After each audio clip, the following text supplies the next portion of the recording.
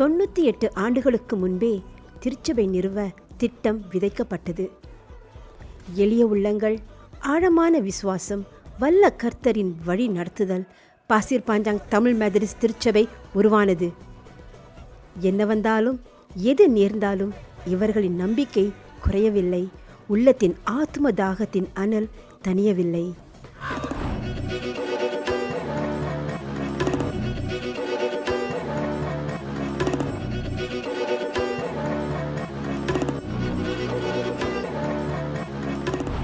One Church, 98 years.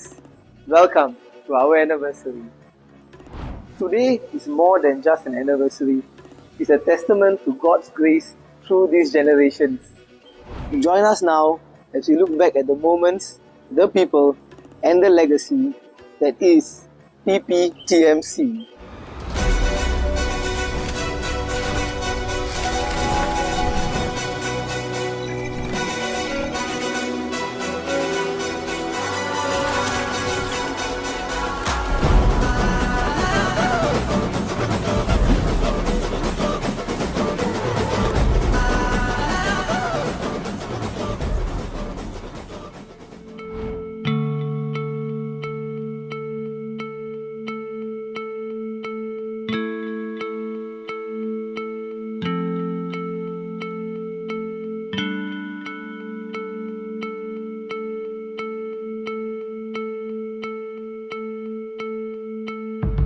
Alexandra brick works என்று கல்லாலையில் ஒரு ஃபேக்டரி அலெக்சாண்ட்ரா ரோட் அங்கே இருந்தது. அந்த ஃபேக்டரியில் வேலை செய்கிற தமிழர்கள் எல்லாருக்கும் வந்து ஆராதிக்கத்தக்கதாக ஒரு சிறு சேப்பல் அங்கே கட்டி கொடுத்தார்கள். அங்கே வேலை செய்கிற எல்லாரும் வந்து அங்கே குடும்பமாகவும் வந்து ஆராதிப்பார்கள். இதுதான் ஆரம்பத்தில் நம்ம சேர்ச்சை கல்லால சேர்ச்சுடுவாங்க. இங்கே தான் என்ட்ரன்ஸ் பண்ணுறது. இங்கே சேர்ச்சி உள்ளார அப்படியே போகிறதுக்கு வீடு எல்லாம் பிளாக் மேட்டு மேலே இருக்கும். அங்கே வீடுலாம் அந்த மேலான பகுதியிலிருந்து இறங்கி வருவதற்கு ஒரு பாதை அமைத்து வச்சிருந்தார்கள். அந்த பாதை வழியாக தான் இறங்கி வருவோம். அங்கேருந்து கீழே இறங்கி இங்கேருந்து வந்து சேர்ச்சுக்கு வந்துட்டு கிறிஸ்மஸ் டைம்லாம் சுற்றி எல்லாம் கேண்டில் வைப்போம். கோயிலை சுற்றி விளக்குகள்னா எல்லாமே முழுபத்தி விளக்குகள் தான். கேண்டில் வச்சு ஏதாச்சும் பிறநாள் எல்லாம் இருந்தால் வரிசையாக மேட்டு மேலே வரைக்கும் வச்சுருப்போம். வீடு கடைசி வீடு வரைக்கும் அந்த முழுபத்தியை கொளுத்தி வச்சு வர்ற பாதை வந்து தெய்வலோகம் மாதிரி இருக்கும். மேலேருந்து கீழே இறங்கி வர்றது ரொம்ப சந்தோஷமா ஆடி பாடி பாடல்களை பாடிக்கிட்டு தான் நாங்கள் இறங்கி வருவோம். அந்த சபையில வந்து ஊழியம் செய்யத்தக்கதாக சொஸ்டிட் சபையில இருந்து இருந்த போதகர்கள், அதாவது reverend SM Devadasan, reverend CB பால், ரெவரன் JV ஐயாதுரை போதகர், பிஷப் DR டோரசாமி வந்து உதவி செய்தார்கள். என் டைம்ல வந்து பெரிய போதகர் அவரு DR டோரசாமி ரொம்ப பேர் இருந்தாரு. ஆனா ரொம்ப இருந்தது வந்து ரெவரன் J டேனியல் தான் ரொம்ப வருஷமா இருந்தாரு. பாஸ்டர் J டேனியல் அவர்கள் இந்த சபையிலே ஊழியம் செய்து கொண்டு இருந்ததுனால அவர்களை சப்ளை பாஸ்டராக அந்த சபைக்கு ஏற்படுத்தினார்கள். 4:30 மணிக்கு ஒரே பீட் ஏனென்றா அங்க இருக்க கல்லாளர்களுக்கெல்லாம் தெரிய போறோம் சேவை தொடங்க போகுது அப்படின்னு கரெக்டா 4:30 மணிக்கு அடிப்பார்கள். 4:45க்கு 2வது மணி அடிப்பார்கள். அடிப்பார்கள். இதெல்லாம் ஒரு ஒரு இப்பெல்லாம் அதெல்லாம் பார்க்க முடியாது. கரெக்டா 5 மணிக்கு 3வது. பாஸ்டர் J டேனியல் அவர்களே நியமித்த பிற்பாடு சப்ளை போஸ்டராக 1955 அதே அந்த நேரத்துல அலெக்சாண்ட்ரால இருந்த நம்முடைய சேப்பல் வந்து வெளியேற வேண்டியதா இருந்தது. இங்க இருந்து உடைக்க போறாங்கன்னு சொல்லிட்டு தான் பாஸ்டர் டேனியல் வீட்டுல போனோம். பாஸ்டர் டேனியல் வீட்டில் இருந்து தான் சர்வீஸு சண்டே கிளாஸ் எல்லாம் நடக்குவோம். சண்டே சர்வீஸ் நடக்கும்போது தான் சண்டே கிளாஸ் நடக்கும். சண்டே கிளாஸ் நடக்கும்போது தான் நம்ம எல்லாரும் உட்காந்துக்கிட்டு அங்கே அது சேர்ச்சும் பார்த்துக்குவோம், இங்கேயும் சண்டே கிளாஸும் பார்த்து செய்வோம். கோயிலில் என்னென்ன பாட்டு பாட போறோன்னு பின்னால் ஒரு போர்டு இருக்கும், ஒரு ஆர்ச் போர்ட் மாதிரி. கீர்த்தனைகள் என்ன சொன்னது பாமாலை, இந்த பாட்டுக்கு இந்த கீர்த்தனை பாட்டு என்ன பாட்டு, பாமாலை பாட்டு என்ன பாட்டு, எல்லாம் சர்வீஸ் வந்து ரொம்ப ஆர்டரா நல்லா போகும். அப்பெல்லாம் கீர்த்தனைகள் பாட்டு பாமாலை பாட்டுலாம் நல்லா துதிக்கிற பாட்டா இருக்கும். ஆண்டோர் பாடும்போது கொஞ்சம் பார்க்கறது நல்லா பாடுறதுக்கே கொஞ்சம் வசதியா இருக்கும். எங்க வீட்டுல 5 வருடம் ஊழியங்கள் ஆராதனை நடைபெற்றது. அதன் பிறகு சபை கட்டுறதுக்கு ஒரு இடம் தேவைப்பட்டது. இப்ப இருக்கிற இந்த இடத்துல நிலம் கொடுக்கப்பட்டது. இன்னைக்கு நம்மலாம் வந்து இந்த சபையில வந்து குயிசில் உட்காந்துருக்கோம். அந்த டைம்ல வந்து கல்லாலையில வந்து குயிஸ் இல்லை, ரோத்தான் இது இது இருக்குல்ல, ரோத்தான்ல வந்து செஞ்சிருக்கிறது அதுலதான் இருக்கும், உட்காந்துருப்போம் நாங்க. அந்த டைம்ல வந்து கேரளிங் போகிறதுனா ஒரு குரூப் உடுப்பு போடணும், சேம் கலர், கேர்ள்ஸ் ஒரு கலர், பாய்ஸ் ஒரு கலர். அப்போ நாங்கள் 3 பேர் 3 மஸ்கிட்டியர்ஸ் சொல்லுவோம். எங்களை 3 மஸ்கிட்டியர்ஸ் சொல்லுவாங்க.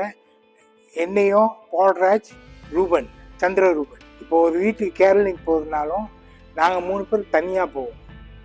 அதே மாதிரி கேரள் முடிஞ்ச கையோட நாங்கள் 3 பேர் டக்குன்னு இறங்கிடுவோம். ஓகே, நான் சண்டே ஸ்கூல் படிக்கும் போது என் வாத்தியார் வந்து மிஸ்டர் சுசை, அவரு என்ன செய்வார், எப்போதும் வந்து சொல்லி கொடுத்துக்கிட்டே இருக்கும் போது நான் ஒரு இடத்துல உட்கார மாட்டேன், ஓடிடுவேன் சேர்ச்ச விட்டு. அப்ப நான் ஓடினது என்ன செஞ்சிருவாரு, பாச பிலிப்போட அப்பா வருவார் அங்கிருந்து, அவங்க ஐபினோட சித்தப்பா. அவரு எடுத்து என்ன செய்வார், இங்க சண்டே ஸ்கூல் நடந்துகிட்டு இருக்கோம், நான் வெளியே விளையாண்டுக்கிட்டு இருப்பேன். என்னை பிடிச்சி நேரம் காதை பிடிச்சி திருவி எனக்கு கொண்டு வந்து சண்டே ஸ்கூல்ல விடுவாரு. இந்த சபையை கட்டுறதுக்கு அநேக சபையினர் குறைந்த சம்பளம் எடுக்கிறவர்கள் ஜெபம் செய்து ஃபண்ட் திரட்டினார்கள். மற்ற நம்ம மெது சபைகளும் கொடுத்தார்கள். ரைட்ஸ் எல்லாம் வந்து சந்தா சொல்வார்கள். அவங்க வந்து ஆடு, முட்டைகள், கோழி அதெல்லாம் வாங்கி கோயிலுக்கு கொடுப்பார்கள். அப்ப அது வந்து ஏலம் போடுவார்கள், சேரிட்டிக்கு ஏலம் போடுவார். பாகிந்து ஐயா தான் அவரோட கெம்பை நெட்டதுக்கு அவர் தான் எல்லாம் பிடிச்சிக்கிட்டு நல்லா ஏலம் போடுவாங்க. அதுல என்ன கிடைக்குதோ கோயிலுக்கு போயிடும். பாஸ்டர் டேனியல் அவர்கள் சபையினர் ஒவ்வொருவரும் 1 மாச சம்பளம் கட்டட நிதிக்கு கொடுக்கத்தக்கதாக அவர்கள் ஊக்குவித்தார்கள். அந்த டைம்ல அது கீரை ரொம்ப பேர் தோட்டம் போட்டிருந்தாங்க, கீரை கொடுப்பாங்க. இந்த பொன்னாங்கண்ணி கீரையோ எந்த கீரையோ அதெல்லாம் எவ்வளவு பீட் பண்ணி வாங்குவாங்க. அதன் பிறகு இந்த சபை அதிகமாக வளர்ந்து வந்தது.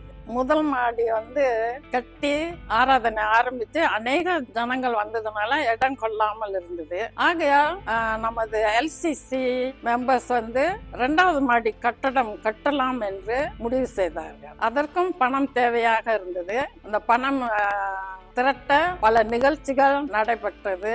Love in action Methodist youth adapt fellowship அவர்கள் ஒரு நிகழ்ச்சி நடத்தினார்கள் டிபிஎஸ் ஆடிட்டோரியமில். இன்னும் மற்றும் நமது சிஎஸ்சி கான்ஃபரன்ஸ், நமது ட்ராக் கான்ஃபரன்ஸ் அவர்களும் இந்த கட்டடம் கட்டுறதுக்கு உதவி செய்திருக்கிறார்கள். இந்த சபை கட்டட நிதிக்கு உதவி செய்தவர்கள் டி ஜீவா அவர்கள், pastor Steven Shadrach, mister Donald Ramachandran, சூசே தங்கமணி அவர்கள், பிஷப்பா இருந்த ராபர்ட் சோலமன் அவர்கள்.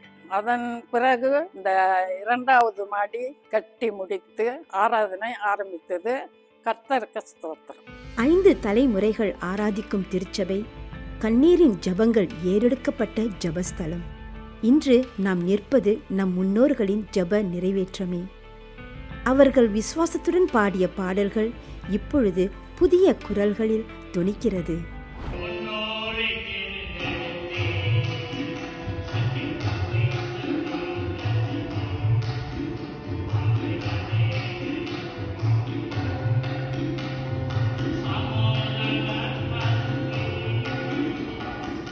புத்திரனும் ஒரு ஏகசுதனும் ஒரு நேசகுமாரனுமாகிய ஈசாக்கை நீ இப்பொழுது அழைத்துக் கொண்டு மோரியா தேசத்திலே 1950களில் இருந்து திருச்சபைக்கு தூணாக விளங்கியவர் திருச்சபை ஸ்தல பிரசங்கி திரு தே ஜீவானந்தம்.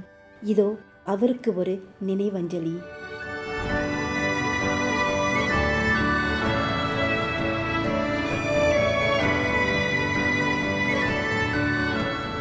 பாஸ்டர் ஜீவானந்தம் அவர்கள் சிறு வயதுல இருந்து சிங்கப்பூருக்கு வந்திருந்தாங்க. அவங்க தாப்பனாரோட சண்டே ஸ்கூல் வாத்தியாராக இருந்தவங்க ஜீவானந்தம். எங்கே பார்த்தாலும் கூட்டிகிட்டு போகிறதுக்கு, வீடு வீடுகளாக கொண்டு போய் எங்களை வந்து பாட்டு பாடலாம் வைக்கிறதுக்கெல்லாம் ஜீவானந்தம் தான் எங்களுக்கு நல்ல உதவி செஞ்சார். எல்லா சர்வீஸ்க்கும் அவர் தான் வாசிப்பார், கேரளிங்கும் அவர் தான் வந்து வாசிப்பார். போட்டு வந்து போட்டு வாசிப்பார். எப்படி மியூசிக் என்ன பாட்டு அவரு சொந்தமாக டியூன் போடுவார் சில பாட்டுங்க. அதுக்கெல்லாம் அவருக்கு டேலண்ட் இருந்துச்சு. ஏன்னா அந்த டைம்ல அவருக்கு வசதிலாம் ஸ்கூலுக்கு போனதாக ஞாபகம் இல்லை, எல்லாம் அவங்களா எடுத்துக்கிட்டது. பாஸ்டர் ஜீவா வந்து என் வாழ்க்கையில நான் மறக்கவே மாட்டேன்.